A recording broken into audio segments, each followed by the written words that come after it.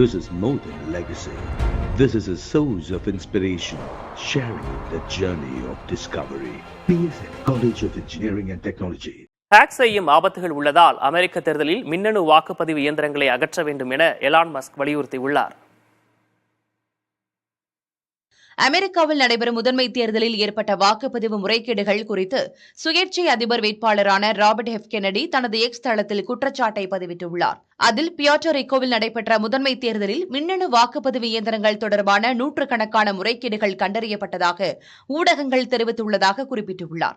ஆவணங்கள் இருந்ததால் சிக்கல் கண்டறியப்பட்டு வாக்கு எண்ணிக்கை சரி செய்யப்பட்டதாகவும் அவர் கூறினார்.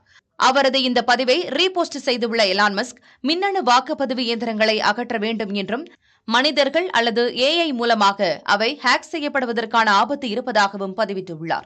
முன்னதாக ஜூன் 2ஆம் தேதி பியோட்டோரிக்கோவில் புதிய முற்போக்கு கட்சி மற்றும் மக்கள் ஜனநாயக கட்சி ஆகியவற்றுக்கான வேட்பாளர்களை தேர்வு செய்வதற்கான முதன்மை தேர்தல் நடைபெற்றது. இதில் நூற்றுக்கணக்கான வாக்குச்சீட்டுகள் தவறான முடிவுகளை காட்டுவதாக இரு கட்சிகளும் குற்றம் சாட்டின. இதையடுத்து சம்பந்தப்பட்ட மின்னணு வாக்குப்பதிவு இயந்திரங்களில் தேர்தல் ஆணையம் மீண்டும் வாக்கு எண்ணிக்கை நடத்தியது. This is more than legacy.